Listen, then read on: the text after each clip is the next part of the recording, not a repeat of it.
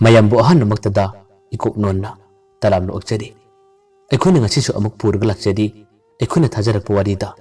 nangna lot krasu marisu basaruk ngasi ge marisu basaruk asidana wari asina kari ba haning liba kari ori ba habada mayam pun namagna wari sitaraga mukhang minarsi hojuk tabirasi nangna lot krasu marisu basaruk thoibna wakal kayam khan batani nungai tab kayam magi masada faujaba khaktani adubu loyumbu unab matamdadi karimata haiba ngalamde aduga wari amata fauba saba sonlamde ngahaktang ledagadi loyumba imungdagi thorae aduga thoibaga mukhoi ani thokchi haduna thongalam thorae khara chalaga thoibasu kariguma khara khaningbadagi loyumbada asumna hange loyumba ai wa amade haige ado aina haidba wase nang yani mriya ningdabra fazana khumuko thoibagi wadu tabada loyumbana khumlae kari wanu hayune thoibana amu loyumba nang lori bisaklonse kari salon haiba ai asima khamu pame nakoi mamana su nang maramda ingonda wadi kaya matame nang wa khara dilotle akoi khangandaba aron thabak kaya ma nang toba male wahaidu tabada loyumbana khumme aibu kari aron matauge ai kasum tawdena thoibana amu loyumba nang nakhoi gi lekai gi dupido hoju phabato na de ma khangna khangna karigino nangda ingonda leimagi mateng pangu haduna namtha kaya ma tawriba leimaga nakhoi ani di yekchu toe aduna nang leima toklo nangna koibagi koiba nakhoi lekai nupido adum koiro loyumbana makhume thoiba hojik matam dabu lupi ama khata koiraga kari kana doino nangsu sudana farokani lupi ama khata koiraga nasada awaba saina kaya amasu adum farokani hoi chume ai akhoi lekai gi nupido khangnei wari sanai adubu hojikti ai maga yamatone wari sanadre paphonadre ai leima budi thamusing anusi ai magi damuk lepke hadunadi khalle nahanwai aina leima koidringai akhoi lekai gi nupise aiga maga yamna toin wari sanai paphone manasu aigi damak mateng kya ma pangbi akhoi yumda budi karimata khangande aigi pesa sinba karigumba awat pama leiba matamda mahang aigi damak adum mateng pange adubu hojikti akhoi yumgi binasu mabu yadre aduna ai mabu tolone adubu ai mabu toling haduna hektamak topangam dabdagi asuma leibane itaw leima ibani se yek thogi haibasu ai khange adubu aidi magi damak lepkani ai mabu logane nangnasu akhoi ani gi pathum yonaba mateng khara pangbiyo aina fazana hajari basini nang sodana mateng pangbiyo ko adumna loyumbana fazana hairakpadagi thoiba karimata khumba gamdre thoibana makhume loyumba leimase aigidi lekai gi ijan singni adasu aina mateng pangbadagi nakhoi ani hojikti khangnare nuksina ba haibadu oire adubu nangna mangonda namthak kya ma tawbadi aina su yengma ngamloi nakhoi lekai nupise toke haraga fazana to aduna tabatar nang leimaga paw phana yaroi wari sana yaroi loyumbana amu thoiba nangna haiba khudimak ai yagani adubu nangdi nupi koidabanina karimata khalamoi nupi anihum koibase khunungai amane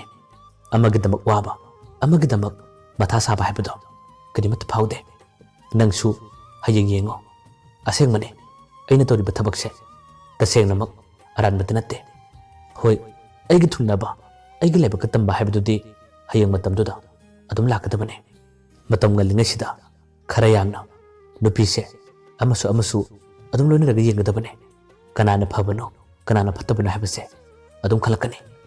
bayam ge maraktagi khwaidagi aphabano nupi ama ekhona khangadabane aigi wakhaldadi nupi ama khaktagi damak asa thamlibane haduna magi damak lepase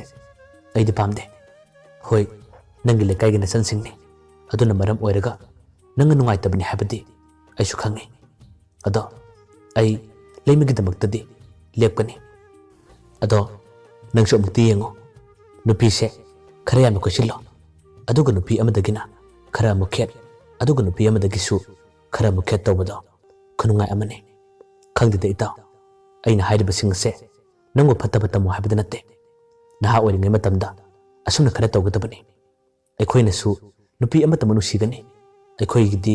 ꯃꯥꯅ ꯂꯣꯏꯔꯦ ꯍꯥꯏꯗꯨꯅ ꯋꯥꯈꯜ ꯀꯌꯥ ꯑꯃ ꯈꯟꯒꯅꯤ ꯅꯨꯄꯤꯗꯨꯒꯤ ꯋꯥꯈꯜꯗꯁꯨ ꯆꯞ ꯃꯥꯟꯅꯩ ꯃꯈꯣꯏꯁꯨ ꯅꯨꯄꯥ ꯑꯃꯠꯇ ꯈꯪꯅꯕꯁꯦ ꯕꯤꯠ ꯂꯩꯇꯕꯅꯤ ꯋꯥꯠꯂꯕꯗ ꯅꯨꯄꯥ ꯑꯅꯤ ꯑꯍꯨꯝꯗꯤ ꯑꯗꯨꯝ ꯂꯣꯟꯅ ꯈꯪꯅꯕ ꯉꯥꯛꯇꯅꯤ ꯑꯗꯨꯕꯨ ꯑꯩꯈꯣꯏ ꯂꯩꯀꯥꯏꯒꯤ ꯅꯨꯄꯤ ꯑꯁꯤꯗꯤ ꯑꯩ ꯇꯣꯛꯄꯗꯤ ꯇꯣꯛꯂꯒꯗꯕꯅꯤ ꯅꯪꯅꯁꯨ ꯂꯩꯃꯗ ꯀꯔꯤꯃꯠꯇ ꯍꯥꯏꯗꯣꯛꯀꯅꯣꯕ ꯃꯥꯅ ꯑꯃꯨꯛ ꯇꯥꯔꯕꯗꯤ ꯑꯩꯕꯨ ꯂꯥꯟꯅ ꯈꯟꯈꯤꯅꯤ ꯈꯪꯗꯦꯗ ꯏꯇꯥꯎ ꯑꯩꯈꯣꯏ ꯂꯩꯀꯥꯏꯒꯤ ꯅꯨꯄꯤ ꯑꯁꯤꯗꯤ ꯇꯣꯛꯄꯗꯤ ꯇꯣꯛꯂꯅꯤ ꯍꯥꯏꯕꯕꯨ ꯃꯥꯁꯦ ꯌꯥꯝꯅꯗꯤ ꯐꯩ ꯃꯁꯛꯄꯨꯗꯤ ꯐꯖꯗꯦ ꯑꯩꯉꯣꯟꯗꯒꯤꯁꯨ ꯆꯍꯤ 3-4 ꯍꯥꯜꯂꯦ ꯍꯥꯏꯖꯕꯇꯅꯤ ꯀꯔꯤꯒꯨꯝꯕ ꯃꯇꯝꯗ ꯃꯥꯗꯤ ꯑꯩꯒꯤꯗꯤ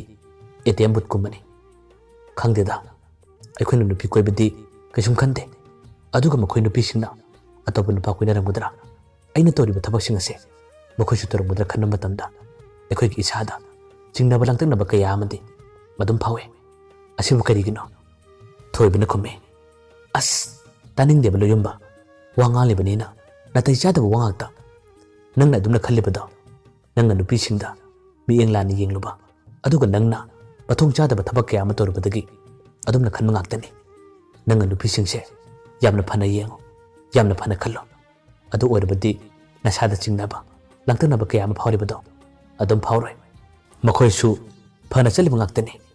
ꯅꯈꯣꯏꯅ ꯑꯔꯥꯟꯕ ꯃꯊꯣꯡ ꯆꯥꯗꯕ ꯊꯕꯛ ꯀꯌా ꯑꯃ ꯇꯧꯕꯅꯤꯅ ꯅꯨꯄꯤꯁꯤꯡꯁꯦ ꯐꯅ ꯑꯃꯠꯇ ꯐꯥꯎꯕ ꯎꯕ ꯉꯝꯗꯕꯅꯤ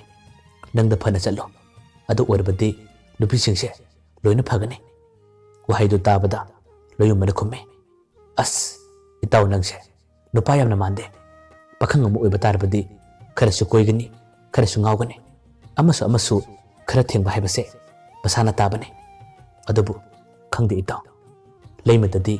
ꯑꯩ ꯀꯔꯤꯃꯠꯇ ꯍꯥꯏꯕ ꯉꯝꯗꯦ ꯊꯣꯏꯕꯅ ꯈꯨꯝꯃꯦ ꯂꯣꯌꯨꯝꯕ ꯑꯩ ꯅꯪꯒꯤ ꯅꯇꯧꯁꯦ ꯌꯥꯝꯅ ꯆꯤꯡꯅꯩ ꯅꯪꯒꯤ ꯅꯥꯇꯩ ꯆꯥꯗꯕ ꯅꯈꯨꯠ ꯅꯁꯥ ꯁꯥꯡꯕꯗꯣ ꯂꯩꯃꯗꯗꯤ ꯀꯔꯤꯃꯠꯇ ꯇꯧꯕ ꯌꯥꯔꯣꯏꯀꯣ ꯂꯣꯌꯨꯝꯕꯅ ꯑꯃꯨꯛ ꯑꯁ ꯐꯥꯒꯤ ꯇꯧꯕꯅꯤꯕ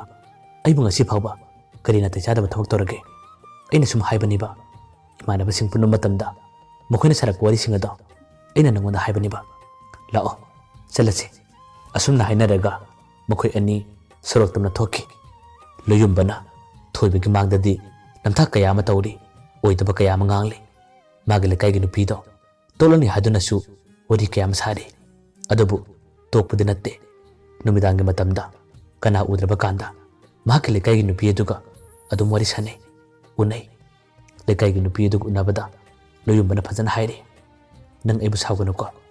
ꯑꯩꯈꯣꯏ ꯏꯃꯥ ꯈꯣꯏꯅ ꯑꯩꯁꯦ ꯅꯪꯒ ꯈꯪꯅꯕ ꯄꯥꯝꯗꯕꯗꯒꯤ ꯑꯇꯣꯞꯄ ꯅꯨꯄꯤ ꯀꯣꯏꯅꯕ ꯃꯈꯣꯏꯅ ꯍꯣꯠꯅꯔꯛꯄꯅꯤ ꯑꯗꯨꯗ ꯑꯩꯅ ꯏꯃꯥ ꯈꯣꯏꯅ ꯊꯥꯖꯅꯕ ꯍꯥꯏꯗꯨꯅ ꯅꯪꯒ ꯇꯣꯛꯅꯕ ꯁꯥꯕꯅꯤ ꯑꯗꯨꯒ ꯂꯩꯃ ꯍꯥꯏꯔꯤꯕ ꯅꯨꯄꯤꯗꯣ ꯑꯩꯅ ꯀꯣꯏꯕꯅꯤ ꯑꯗꯣ ꯑꯩꯗꯤ ꯆꯨꯝꯅ ꯁꯨꯝ ꯀꯣꯏꯕꯅꯤ ꯑꯩ ꯃꯥꯕꯨꯗꯤ ꯂꯧꯒꯦ ꯍꯥꯏꯗꯨꯅ ꯀꯣꯏꯕ ꯅꯠꯇꯦ ꯑꯩꯒꯤ ꯄꯨꯟꯁꯤꯒꯤꯗꯤ ꯅꯪꯅꯤ ꯑꯩ ꯅꯪ ꯌꯥꯎꯗꯅ ꯀꯅꯥꯒꯨꯝꯕ ꯅꯨꯄꯤ ꯑꯃꯠꯇ ꯐꯥꯎꯕ ꯑꯩ ꯍꯤꯡꯃꯤꯟꯅꯕ ꯉꯝꯒꯗꯕ ꯃꯥꯟꯗꯦ ꯑꯩꯈꯣꯏ ꯏꯃꯥ ꯈꯣꯏꯅ ꯐꯅ ꯀꯟꯅ ꯌꯥꯗ꯭ꯔꯕꯁꯨ ꯑꯩꯒꯤꯁꯨ ꯇꯟꯖꯥ ꯑꯃ ꯉꯥꯏꯔꯤꯕꯅꯤ ꯑꯗꯣ ꯅꯪ ꯀꯅꯥꯒꯨꯝꯕ ꯅꯨꯄꯥ ꯑꯃꯠꯇ ꯐꯥꯎꯕꯗꯤ ꯀꯣꯏꯒꯅꯨꯀꯣ ꯑꯁꯨꯝꯅ ꯂꯣꯌꯨꯝꯕꯅ ꯐꯖꯅ ꯇꯥꯠ ꯀꯌꯥ ꯑꯃ ꯇꯧꯔꯒ ꯅꯨꯄꯤꯗꯨꯗ ꯍꯥꯏꯔꯤ ꯅꯨꯄꯤꯗꯨꯅꯁꯨ ꯈꯨꯝꯃꯤ ꯑꯩ ꯈꯪꯉꯦ ꯅꯈꯣꯏꯒꯤ ꯌꯨꯝꯒꯤ ꯃꯤꯅ ꯑꯩꯕꯨ ꯄꯥꯝꯗꯦ ꯍꯥꯏꯕ ꯑꯩꯗꯤ ꯅꯉꯣꯟꯗꯒꯤꯁꯨ ꯆꯍꯤ ꯈꯔ ꯍꯥꯜꯂꯦ ꯑꯁꯤꯅ ꯃꯔꯝ ꯑꯣꯏꯗꯨꯅ ꯅꯈꯣꯏ ꯏꯃꯥ ꯈꯣꯏꯅ ꯑꯩꯕꯨ ꯄꯥꯝꯗꯦ ꯑꯗꯣ ꯅꯨꯡꯁꯤꯕꯁꯤꯗꯤ ꯐꯥꯒꯤꯗꯤ ꯌꯥꯗꯕꯅꯦ ꯅꯪꯅꯗꯤ ꯏꯃꯥ ꯈꯣꯏꯒꯤ ꯃꯥꯡꯗ ꯊꯥꯖꯅꯕꯅꯤ ꯍꯥꯏꯗꯨꯅ ꯑꯩ ꯇꯣꯛꯄ ꯁꯥꯔꯦ ꯑꯗꯨꯒ ꯅꯪꯅ ꯂꯩꯃ ꯀꯣꯏꯔꯤꯕꯗꯣ ꯍꯌꯦꯡ ꯀꯔꯤꯒꯨꯝꯕ ꯃꯇꯝꯗ ꯁꯣꯏꯕ ꯂꯥꯟꯕ ꯍꯥꯏꯕꯁꯦ ꯇꯝꯕ ꯉꯝꯕ ꯅꯠꯇꯦ ꯅꯨꯡꯁꯤꯕꯗ ꯑꯗꯨꯝꯅꯗꯤ ꯇꯧꯍꯟꯅꯤꯡꯗꯕꯅꯤ ꯂꯣꯌꯨꯝꯕꯅ ꯈꯨꯝꯃꯤ ꯑꯁ ꯑꯩꯕꯨ ꯊꯥꯖꯧꯕ ꯃꯈꯣꯏꯒꯤ ꯃꯥꯡꯗꯅ ꯑꯩ ꯂꯩꯃꯗꯣ ꯀꯣꯏꯕ ꯁꯥꯗꯣꯏꯅꯤ ꯑꯗꯨꯒ ꯑꯩꯒꯤ ꯊꯃꯣꯏꯒꯤ ꯅꯨꯡꯁꯤꯕꯗꯤ ꯅꯪ ꯈꯛꯇꯅꯤ ꯐꯔꯦ ꯑꯩ ꯀꯨꯏꯅ ꯂꯩꯔꯔꯣꯏ ꯑꯩ ꯆꯠꯂꯒꯦ ꯑꯗꯣ ꯄꯩꯁꯥ ꯈꯔ ꯂꯩꯕ꯭ꯔꯥ ꯑꯩ ꯍꯟꯗꯛꯁꯦ ꯄꯩꯁꯥ ꯈꯔ पाइदे पैसा की पुगेबा असुमना हाइरकपदा नुपी अदुदी लोइमबु नुसिजबा मागिदम खंजबा कयादुना मान हंगे लुपा कयानो लोइमबन खुमे याम यामदि नतेदा लुपा 5,000 मक्तने असुमना हाइबदगी नुपीदुना हाइरए ngayaktang leramo ai lauruge nupido magi yum tamna para prapsanki aduga lupa 3,000 mu puthore hojikti पैसादो लोयुंबद पीरे नुपीदुना फजन हायरमे अइसे नंगोंदा सावनिंगबा वरोबा कया अमदि लै अदुबु नंगी नुक्सिदबा सक्तम मसिना अइबु करिमत पांगन थोहंद्रे अदा नंग ngausinagunu ko loyumba na makhume as ngausina roiba ekisum to roiba ado ai jalagi ko asumna hairaga nokphet tawna nushini ngame salamdai matam aduda tama changsilaga magi nuksi jabi nupi dugi makhut paiduna nushina chupirame aduga mahak hojikti magi yomtamna paraprap sakhi nupi dusu loyumba gi mong mataw amadi mabu nuksiba manu mataw kayaduna karimata haibe ngamte हेन दुम नुसिबे हेले लोयुंबगी दमक्तनि हायरबदि महक करिमत पामुबा लेते लोयने कथोकलमे सोमदन अमु कमदौरी लोयुंबना मागी नुसिजबि नुपीदगी पैसा पुरीबा पैसा लौरीबा सिंगदो अतै अमतैग नत्ते लेमगी दमक्ता पोसै कया अमा लेनबा खुदोल कया अमा तमनबने लेमग लोयुंबगा होजिक्ति मतम अयामदा तोयनु उनै वरी कया अमा सानै लोयुंबना तौरीबा मागी अरुण थबकसिंग अदुदि लेमन करिमत खंगदबना महक लोयुंबना हाइब खुदिमक लोयने यारमे हानदी चिंया तमया लबुक लमहांगद मखोय अनि वरि सानबने अदुबु मतम खरा लेरगदी लोयुंबना मखोयगी लेकाइगी ममानबी सिंग युमदा नत्रगा थोयबदा हाइजरगा मखोय युमदा फावबा उनबा कयाम यावखे होजिक्ति लमहांग तुमहांगना चत्तुना मखोय अनि उनबा वरि सानबा हाइबदो अदुम तौखिद्रे मतम अयामदा ममानबी सिंग युमदा नत्रगा मखोय खंगनबा परिमता सिंग युमदा अदुम उनबा चले तोयन उनबा तोयन चटपा कया अमा तौबदुना मखोय अनिगी मरीसे मखोय लेकाइगी मी नत्तबा अतोप्पा लेकाइगी मी सिंगना फावबा खंगलबने मरीमतागी युम अमता उबा यादे मखोय अनि अदुम उनबा चले युम मसिंग यामले मखोय अनि उनबा प्रोग्राम थाबा लेमसु लोयमबु नुसिजबा खंजबा कया अमा तौबदुना लोयमबना हाइब खुदिमक लोयने यारमे मखोय अनि उन्नबसु खरदि हेलबने लेमग ममानबी सिंगना फावबा लेमद हायरमे इता नंगिसे खरदि हेले यामा तोयमले हदुना वा कया मंगांगे अदुबु लेमदि करिमत थौसादे माना लोयुंबबु खंजब नुसिजब कया अदुना महक लोयुंबगी दमक्ता अदुम लेबले तोयन उन्नबदा नुमित हुमनी थंगना थंगना मखोय अनि उन्नबा यावे क्रिकेट तो ओइरबदि हेट्रिक फंगलबने मतौ असुमना लेमना वखल खंथबा तौदना लोयुंबना हाइब खुदिमक लोयना थाजरुबा माना हाइब खुदिमक असुमबनि खल्लुबा कयादुना ngasiदी लेम मदि लोयुंबगी मरिसे लोयना खंगरकले प्रेमसु पाउतारे नोमगी नुमित्ता महंगना लेम उनबा मतमदा प्रेमना फजन हाजरमे लेमा करिगिनो नंगना इबु नुसिद्रबदि नहाना इंगोंदा नुसिदे हाइब याद्रा नंगनदि इंगोंदा नुपा खंगनबा तल्ले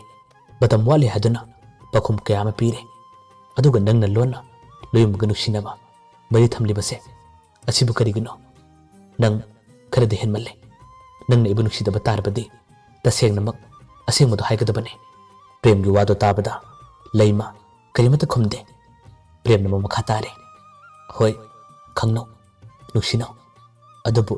अइ नंगोंदा वा अमदि हाइनिंगे अइबु नुसिबगी मफम अमता फावबा नंग थमोयदा लेतबरा अइना नंगबु खंजरकपा अइना नंगबु तांजरकपदि मतम यामना खुइरबने नंगबु नुसिजबा अइदि अदुम नुसिरक लेगनी हयंग मतम अमदा नंगने इबु नुसिरकपदो अइ गायगनी अइ चलगे असुमना हाइरमलगा यामना वखन नुंगाइतना प्रेम युमना चक्की लेमदि थोयने हेना खंदे माना नुंगाइतबा कयाम फावरबसु लेमगी वखलददि थोदुन अवाबु नुंगाइतबा हाइबदो कनसु फावदे लेमसु अदुम बयुमदा लाक्ले होजिक्ति मतम कया अमसु असुम असुम हौखि लेम अमदि लोयुंबगी मरिसु होजिक्ति लेमगी इमुंगी मिसिंगना ताबा होरए नोंगमदि लेमगी ममाना मचानुपीदा वा कया अमा हाइरमे अदुगा ngang ba kaya amasu tawramme numituna ahanbane leimig punsida mahaka loyumbaga yekthunai habase mana khalakpa leima taseng namak wakal nungairamde mamana phajana hairamme nangna nupa khangnaba nangna pamjaba nupada yum pankiba matamda imana kisum saugdaba natte lairaba ina khunba imana kisum thide adubu yekthunaba nupadade nang yum pangano wakal muna khantaw aina haribase ꯑꯐꯕ ꯋꯥꯅꯤ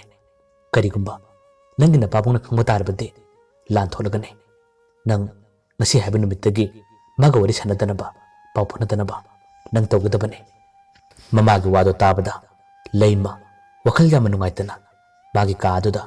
tuminna sum kablaga lerame ngahaktang leregadi mahangna loyumbada phone toramme loyumbana phone paikhlapaga leima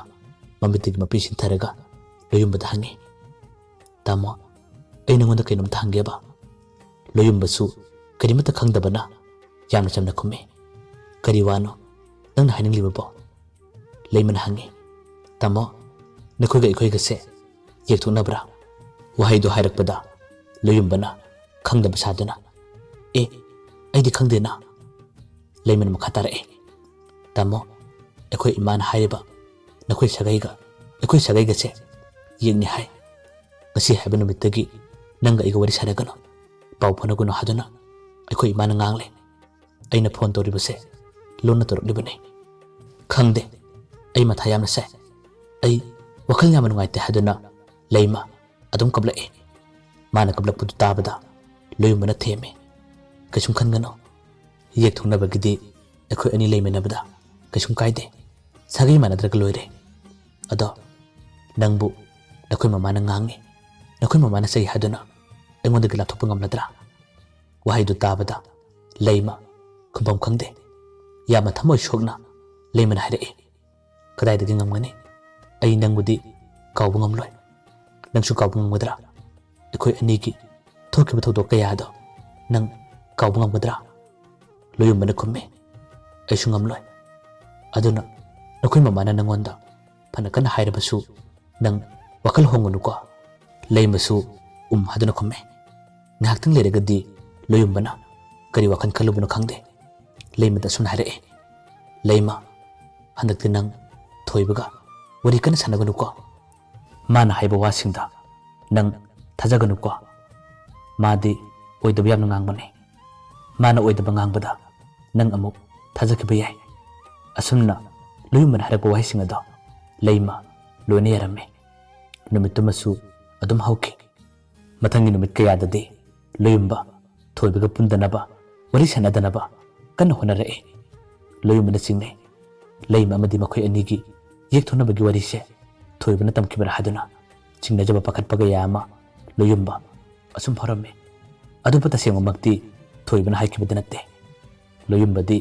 masana aranba phattaba tabak yama tawbanina thoibana madugi maramda loina khangi aduna makhata na khangkiba tare haduna ma khojikti thoibaga pundanaba wari sanadanaba tatan honare thoibana mangonda phone karak tawba tarabasu mahak phone parakide tasengna hairabada loyumbagi matengdi thoibana phajana pangkibani adubu hojikti masagi kanaba phanglaba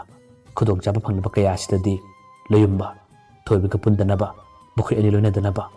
yamna tatana honare nongmadi thoiba loyumbu khudla aduga bukhoi ani thenake loyumbasu thoibana laklabanina kadi haironi makhoi ani punbada thoibani yamni ikaina loyumbada sumna haiki loyumba